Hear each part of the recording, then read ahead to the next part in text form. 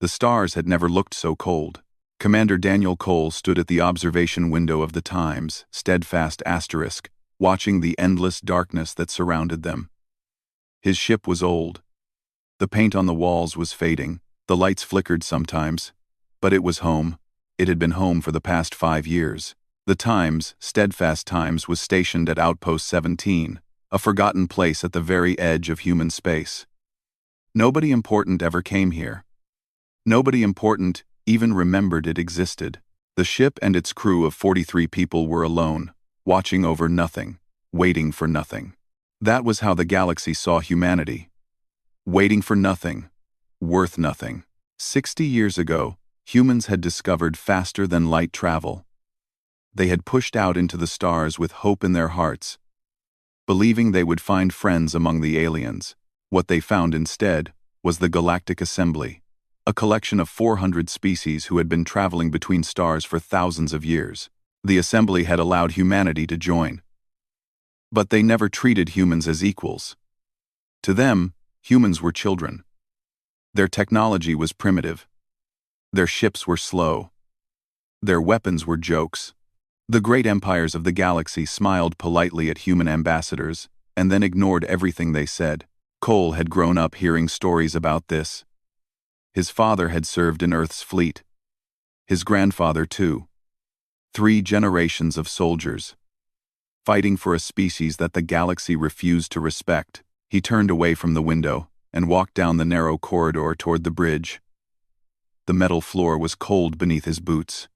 Somewhere in the walls, pipes groaned and hissed. The Steadfast Times was falling apart, just like everything else humanity had been given. Lieutenant Katie Morris was waiting for him on the bridge. She was young, only 32, with short brown hair and eyes that never seemed to rest. She was the ship's weapons officer. Though the title felt like a joke, the Steadfast Times had 2 plasma cannons that were 20 years out of date. In a real fight, they would last about 30 seconds. "Commander," Katie said, "we picked up something on long-range sensors." Cole sat down in his chair. The leather was cracked and worn. Katie hesitated. That hesitation told Cole everything he needed to know. "Ships," she said. "A lot of ships, coming from Velthari space, the Velthari Dominion." Cole felt his stomach tighten. The Velthari were one of the oldest empires in the galaxy. They were powerful, proud, and cruel. For centuries, they had followed the Assembly's rules. But lately, there had been rumors. Whispers that the Dominion was growing tired of peace. Whispers that they wanted to return to the old ways. The old ways meant conquest. The old ways meant war. "How many ships?" Cole asked. Katie looked at her screen. Her face was pale. 12,000. The number hung in the air like a death sentence. 12,000 warships. Earth's entire fleet was only 800. And most of those were 3 weeks away. "Have you told Earth?" Cole asked. "I sent a message," Katie said. "But at this distance, it will take hours to arrive. And even if they respond immediately, they cannot reach us in time." Cole nodded slowly. He had known this moment would come. Not like this, not here, but somewhere. Humanity had always been living on borrowed time. The galaxy had never wanted them. Sooner or later, someone would try to remove them. He stood up and walked to the communications panel. "Get me Dr. Price." Nathan Price was the oldest man on the ship. He was 73 years old, with white hair and hands that shook slightly when he was tired. He had been a physicist once. Back on Earth, he had worked on secret projects that nobody talked about. Now he lived in a small room on the lower deck, reading old books and waiting to die. When Price arrived on the bridge, he moved slowly, but his eyes were sharp. "You heard?" Cole asked. Price nodded.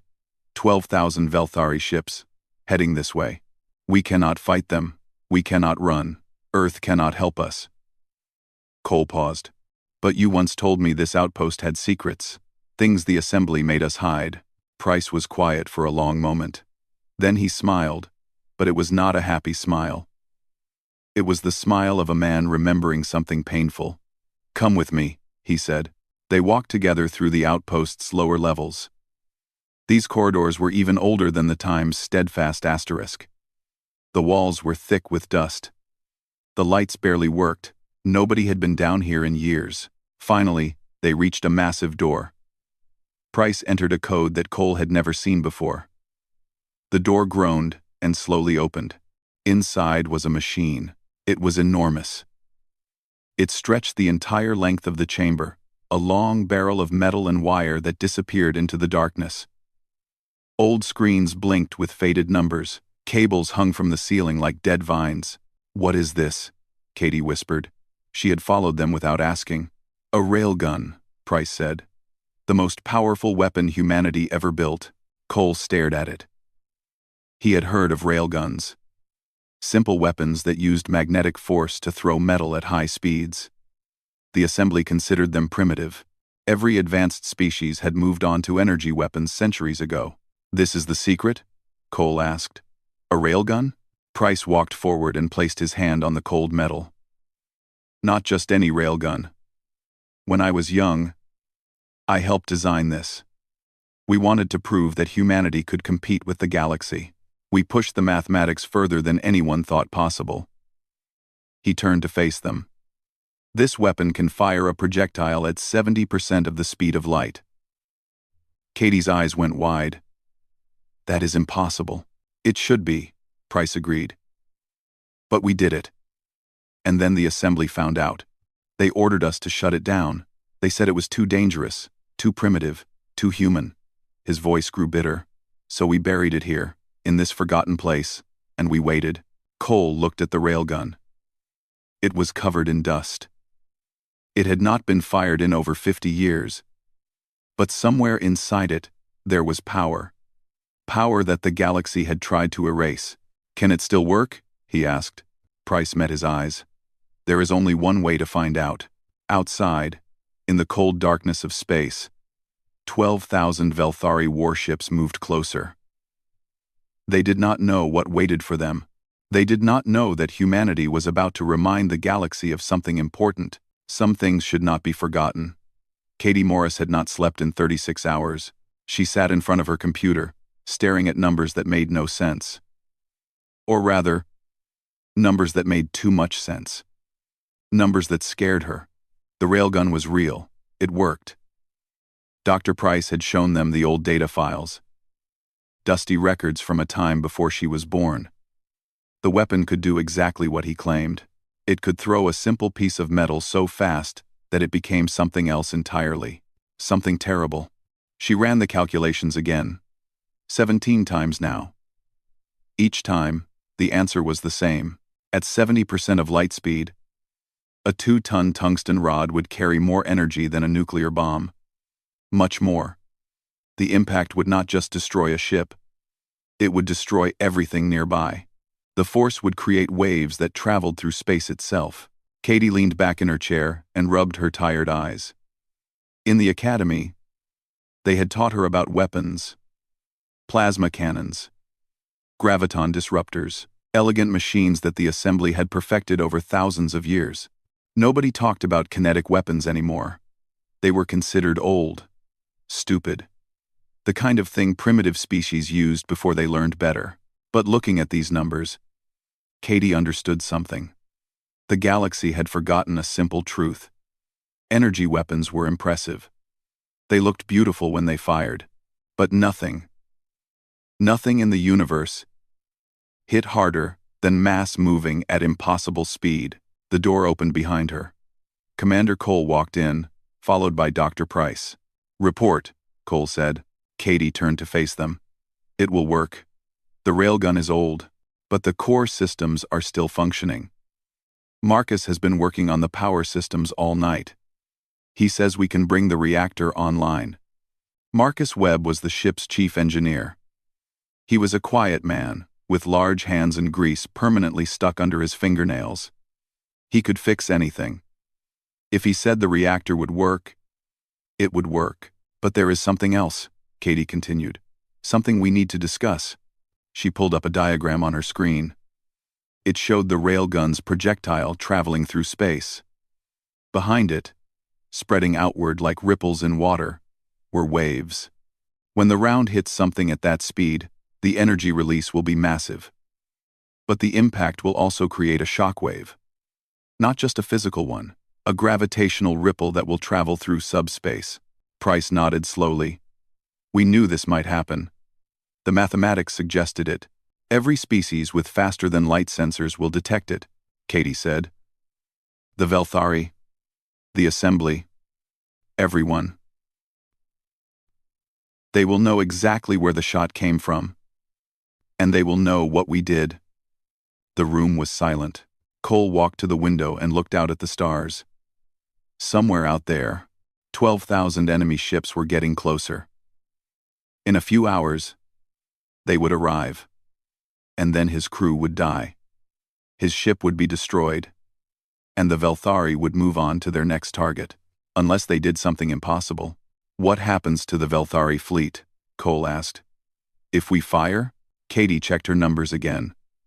If we hit their flagship, the immediate blast will destroy everything within 500 kilometers. The shockwave will damage ships for thousands of kilometers beyond that. Their formation will break. Their command structure will collapse. She paused. We could kill thousands of them with one shot. And then what? Cole turned around. The rest of the fleet will know where we are. They will come for us. Yes, Katie admitted. But they will be confused. Scared. Their leader will be dead. It might buy enough time for Earth's fleet to arrive. Price spoke quietly. There is another thing to consider. The Velthari are not just attacking us. Our intelligence suggests this is the beginning of a larger campaign. They want to conquer the entire galaxy, species by species, empire by empire. Cole frowned. The Assembly will stop them. Will they? Price shook his head. The Assembly has not fought a real war in centuries. They have grown comfortable. Lazy. They will debate and discuss while the Velthari burn their worlds. The old physicist walked to the window and stood beside Cole. If we fire this weapon, the shockwave will reach every corner of the galaxy. Every empire will feel it. Every species will ask the same question. What just happened? And when they find out it was humans? Cole asked. Price smiled that sad smile again. Then they will ask another question. What else are the humans capable of? Katie understood now. This was not just about survival. This was about sending a message. For 60 years, humanity had been ignored, dismissed, treated like children who did not matter. One shot could change that. Commander, she said. I need to tell you something else. The railgun has never been fired at full power. We have data from tests. But those were at lower speeds. At 70% of light speed, we are entering unknown territory. What does that mean? Cole asked. It means I cannot guarantee what will happen. The mathematics says it will work. But mathematics and reality do not always agree. Cole was quiet for a long moment. Behind him, through the window, the stars burned cold and distant. Somewhere among them, death was coming. How long until the Velthari arrive? He asked. 6 hours, Katie said. And how long to charge the railgun? 5 hours. Maybe less, if Marcus pushes the reactor hard enough. Cole nodded. He turned to face his officers. His face was calm, but Katie could see something in his eyes. Not fear. Something harder than fear. Determination. Gather the crew, he said. Everyone needs to know what we are about to do. This is their choice too. An hour later, all 43 members of the Steadfast Times stood in the main cargo bay. They were engineers and pilots and technicians. Young faces and old ones.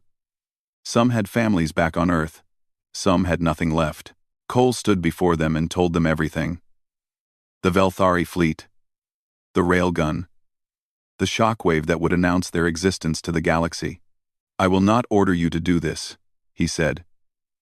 If anyone wants to leave, to take an escape pod, and try to reach safety, I will not stop you. This is not about duty. This is about choice. Nobody moved. Sam Turner, the youngest crew member at only 22, stepped forward. His voice was steady despite his age. "We joined the fleet to protect humanity. Running away will not do that." Heads nodded throughout the room. Katie felt something warm spread through her chest. Pride. These people knew they might die. They knew the odds were terrible. But they were not running. Cole looked at his crew, and for a moment, his calm mask slipped. Katie saw gratitude. She saw love. "Then let us show the galaxy what humans can do," he said. The crew scattered to their stations. The reactor hummed to life. The railgun began to charge, and somewhere in the darkness, 12,000 Velthari ships flew toward their fate. The Velthari fleet emerged from hyperspace like a swarm of metal locusts. 12,000 warships, each one painted in the deep purple of the Dominion. They moved in perfect formation, a spiral pattern that had terrified species across the galaxy for 10,000 years. At the center of the spiral flew the largest ship of all, the Times Throne of Dominion *, flagship of High Commander Valathos himself. Valathos stood on his command deck, watching the tiny human outpost appear on his screens. He was old for a Velthari, nearly 300 years, with scales that had faded from bright purple to dusty gray. He had conquered 17 worlds in his lifetime. He had watched species beg for mercy at his feet. He had never lost a battle. Today would be no different. "What is that?" he asked, pointing at the small dot on his sensor display. His tactical officer checked the readings. "A human station, High Commander. Very old. Our records show it was built over 50 years ago. There is also one ship, a frigate, primitive design." Valathos made a sound that was almost like laughter. "One ship against 12,000. They are charging weapons, High Commander." "Of course they are." Valathos waved his hand dismissively. "Humans are stupid but brave. They will fight even when fighting is pointless. It is why they will never matter." He turned away from the screen. The human outpost would be dust in minutes. Then he would move on to the next target. And the next. And the next. Until humanity was gone. Until everyone was gone. Until the galaxy belonged to the Velthari alone. Far across the void, on the outpost that Valathos had already forgotten, Katie Morris watched her console with burning eyes. The railgun was charged, 100% power. The reactor was screaming at the edge of its limits. Marcus Webb had pushed it further than any engineer should have dared. Warning lights flashed across every screen. The entire station was shaking. "Status report," Commander Cole said. His voice was calm. How was his voice so calm? "Targeting solution locked," Katie replied. "The flagship is in the center of their formation, exactly where we expected. One shot. That is all we need." Dr. Price stood near the back of the control room, watching in silence. His hands were shaking, but not from fear. He had waited 50 years for this moment, 50 years of wondering if his life's work would ever matter. Now he would find out. "Commander," Lisa Grant called from the communications station. "The Velthari are hailing us. They are demanding our surrender." Cole almost smiled. "Tell them no." Lisa typed the response. A moment later, she looked up. "They say they will destroy us in 60 seconds if we do not comply. Then we better not waste time." Cole turned to Katie. "Lieutenant Morris, fire when ready." Katie's finger hovered over the button. Such a small thing. Just a piece of plastic. But pressing it would change everything. She thought about her mother back on Earth. She thought about the academy, where teachers had told her that humanity would never be more than a footnote in galactic history. She thought about every alien who had ever looked at her with pity in their eyes. No more. She pressed the button. For a single heartbeat, nothing happened. The universe held its breath. Then the railgun fired. The electromagnetic coils released their energy in one massive pulse. The 2-ton tungsten rod accelerated down the barrel faster than anything had ever moved in human history. The outpost shuddered so violently that crew members were thrown from their feet. Lights exploded, metal groaned, and the projectile vanished into the darkness. It crossed the distance between the outpost and the Velthari fleet in less than 1 second. Valathos never saw it. His sensors never detected it. One moment he was standing on his command deck, planning the conquest of the galaxy. The next moment, he was gone. The tungsten rod struck the Times throne of Dominion Times at 70% of the speed of light. At that velocity, matter behaved in ways that defied normal understanding. The impact did not create an explosion, it created an event. Mass converted to energy in quantities that stars would envy. The flagship did not explode, it simply ceased to exist. A sphere of pure force expanded outward from the point of impact. Ships caught in its path did not have time to scream. They were there, and then they were not. 400 Velthari warships vanished in less than 3 seconds. But the destruction did not stop there. The shockwave continued spreading. It passed through the hulls of ships that were further away, scrambling their systems, killing their engines. It reached the outer edges of the fleet and pushed ships off course, sending them tumbling through space like leaves in a hurricane. And then came the ripple. It traveled through subspace, through the fabric of reality itself. It spread outward from the battle at speeds faster than light. It passed through the outer reach. It passed through assembly space. It passed through the territories of empires that had never heard of humanity. On 1,000 worlds, sensors screamed warnings. Scientists rushed to their instruments. Leaders demanded answers. Something had happened. Something impossible. Something that had shaken the foundations of the galaxy. Back at the outpost, Katie Morris stared at her screen in shock. The numbers were impossible. The destruction was beyond anything she had calculated. "My God," she whispered. Commander Cole stood slowly. His face was pale, but his eyes were burning. The Velthari fleet was in chaos. 8,000 ships remained. But they were scattered, confused, leaderless. Their flagship was gone. Their high commander was dead. The spiral formation had shattered into random clusters of damaged vessels. "They are retreating," Lisa Grant reported, her voice barely above a whisper. "The surviving ships are pulling back." The surviving ships are pulling back. Cole nodded. He had expected that. The Velthari were conquerors, but they were not fools. They had just watched 4,000 of their ships die in an instant.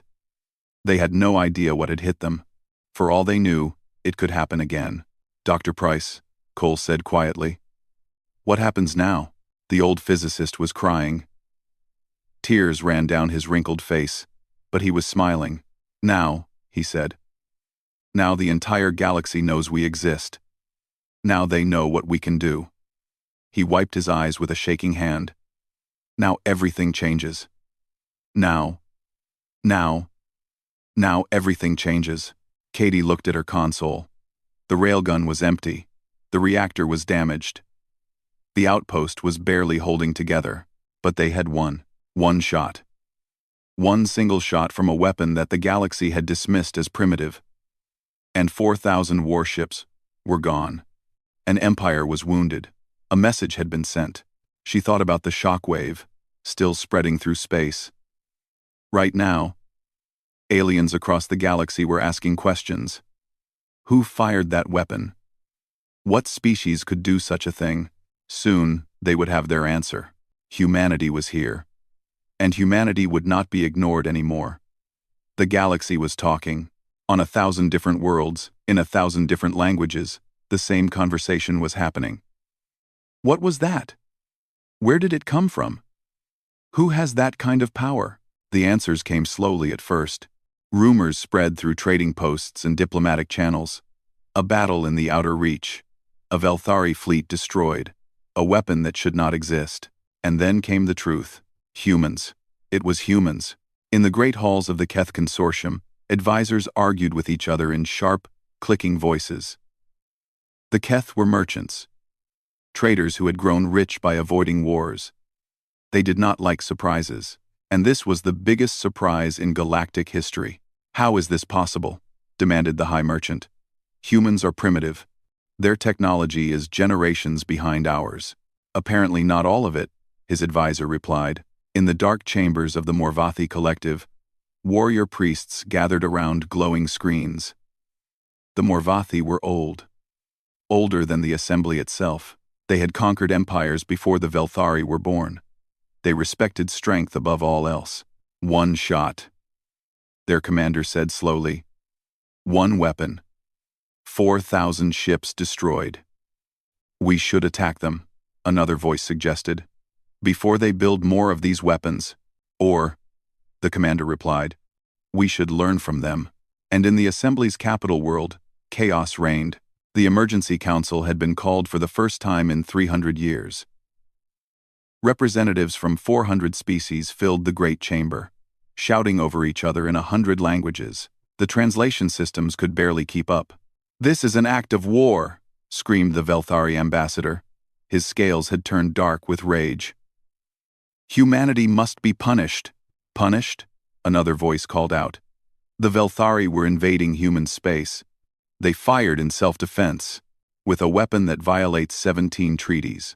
Treaties that humans never signed. The shouting continued for hours. Far from all this noise, on the damaged outpost at the edge of nowhere, Commander Daniel Cole sat alone in his quarters. He had not slept since the shot was fired. Every time he closed his eyes, he saw the same thing. The flash. The destruction. 4,000 lives ended in an instant. He knew the Velthari were enemies. He knew they would have killed his crew without mercy. He knew he had made the right choice. But 4,000 lives, even enemy lives. The weight of it pressed down on him like a physical force. A knock at his door broke his thoughts. Come in, he said. Katie Morris entered. She looked as tired as he felt. Dark circles under her eyes. Hair that had not been brushed in days. But there was something else in her expression, something that looked almost like fear. Reports are coming in, she said. From everywhere. She handed him a datapad. Cole scrolled through the messages. Earth's government. Demanding explanations. The Assembly. Demanding he surrender himself for trial. The Keth Consortium. Requesting diplomatic contact. The Morvathi Collective. Offering military alliance. And dozens of other species Cole had never heard of. All of them asking the same question. They all felt the shockwave, Katie said. Every species with faster-than-light sensors. Dr. Price was right. The entire galaxy knows what we did. All did. How are 5? Works? Are works with right? They all felt the shockwave. Katie said with right. Cole set down the datapad. And they are afraid. Yes. Katie sat down across from him. But afraid of what? That we will attack them? Or that someone else might do the same to them? It was a good question. Before today, the galaxy had operated on certain assumptions. Energy weapons were superior. Kinetic weapons were primitive. The great empires held power because their technology was advanced. But now, everyone knew the truth. A simple piece of metal, traveling fast enough, could destroy anything. And if humans could do it, others could too. The rules had changed. Lisa intercepted a transmission from Earth, Katie said quietly. The government is scared. They did not know about the railgun. They are demanding to know what else we have been hiding. Cole almost laughed. We have been hiding nothing. The government buried that weapon 50 years ago. We just dug it up. They do not see it that way. They think we have started a war. We did not start anything. The Velthari did. Cole stood and walked to his window. Outside, the stars looked exactly the same as they always had. Cold, distant, indifferent. We just finished it. The door opened again. Dr. Nathan Price shuffled in, moving slower than usual. The excitement of the past days had drained him. I have been listening to the communications traffic, he said. The Velthari fleet has retreated beyond their own borders. They are calling it a tactical withdrawal. They are scared, Katie said. Terrified, Price agreed. But not just of us. Of what we represent. He sat down heavily in a chair. For thousands of years, the great empires have maintained power through technological superiority. Better ships, better weapons, better everything. But we just proved that superiority can be an illusion. Cole understood. The railgun was not advanced technology. It was simple physics pushed to an extreme. Any species could build one, if they were willing to think differently. The galaxy is about to change, Price continued. Old alliances will break. New ones will form. Species that have been oppressed for centuries will start asking questions. If humans can challenge the Velthari, why cannot we? Is that good or bad? Katie asked. Price smiled his sad smile. That depends on what humanity does next. The next few days were tense. Earth's fleet finally arrived, led by Admiral Grace Porter, a woman with gray hair and eyes like steel. She looked at the damaged outpost, at the tired crew, at the empty railgun, and she said nothing for a long time. You have created a problem, she finally said to Cole. I saved my crew, Cole replied. You did more than that. You made humanity a target. Porter paused. And you made humanity a symbol. A.T. The Assembly had issued a summons. Commander Cole was to appear before the full council to answer for what he had done. The Velthari wanted blood. Other species wanted explanations. Some wanted alliance. What should I tell them? Cole asked. Porter looked out at the stars. Somewhere beyond them, the galaxy was holding its breath. Tell them the truth, she said. Tell them who we are. 3 weeks later, Cole stood before the Assembly. Behind him, the steadfast times waited in orbit. Around him, 400 species watched and judged. The silence before the storm was over. Now came the reckoning. The Assembly chamber was the largest room Commander Daniel Cole had ever seen. It stretched upward for hundreds of meters, a vast dome of crystal and metal that glowed with soft light. Seating platforms floated at different levels, each one holding representatives from a different species. 400 platforms, 400 species. Millions of years of combined history. All focused on one small human standing alone on the central stage. Cole felt very small. The Velthari delegation sat directly across from him, their purple scales dark with anger. The new Velthari ambassador had replaced the one who died aboard the Times Throne of Dominion **. His eyes never left Cole's face. You stand accused, the Assembly speaker announced. Its voice echoed through the chamber, translated instantly into 400 languages. You are charged with the use of a prohibited weapon. You are charged with the deaths of 4,000 Velthari soldiers. You are charged with disrupting the peace of the galaxy. Cole said nothing. He waited. How do you respond? The chamber fell silent. Every eye, every sensor, every translator, focused on the human commander. Cole took a deep breath. I do not apologize, he said. Murmurs rippled through the crowd. The Velthari ambassador made a sound of outrage. 60 years ago, Cole continued, humanity discovered faster than light travel. We came to the stars with open hearts.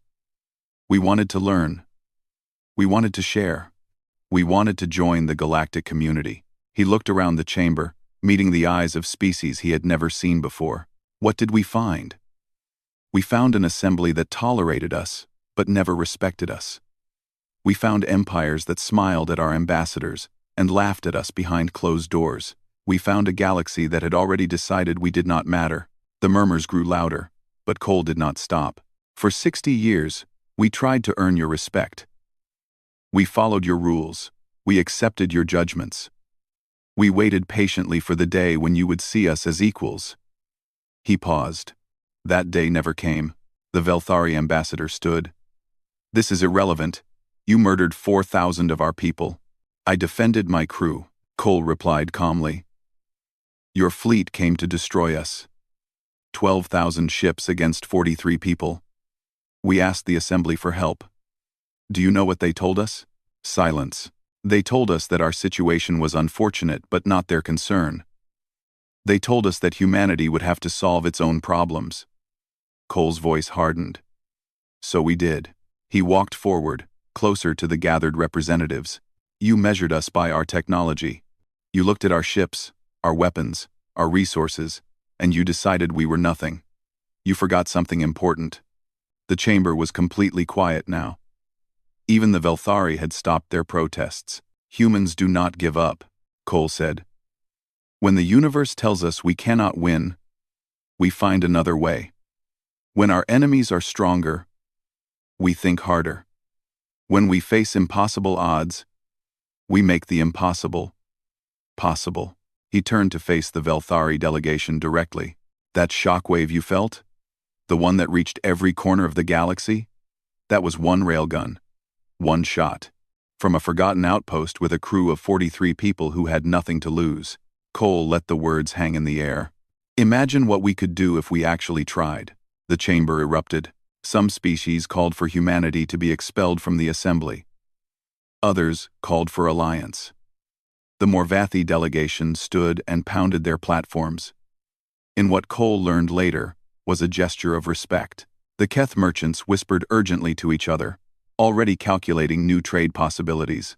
The Velthari ambassador was screaming for justice, but his voice was lost in the chaos. Through it all, Cole stood quietly, waiting. Eventually, the speaker restored order. The vote was called. Expulsion. Sanction.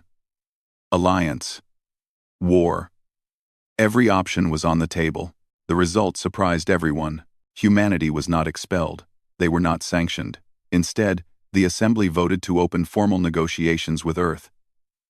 The railgun would be studied. Its technology would be shared, under strict conditions, and humanity would be given a permanent seat on the Security Council. Not as observers, as full members. The Velthari protested, but they were alone. Every other species had seen what happened when you underestimated humans. None of them wanted to be next. 1 week later, Cole returned to the Times steadfast asterisk. His crew was waiting for him on the docking platform. Katie Morris, Nathan Price, Marcus Webb, Lisa Grant, Sam Turner, all 43 of them, standing in neat rows, wearing their best uniforms. "Welcome back, Commander," Katie said. Cole looked at his people. These ordinary humans, who had done something extraordinary, who had changed the galaxy with nothing but courage and a 50-year-old weapon. "I have news," he said. "Earth is building more railguns.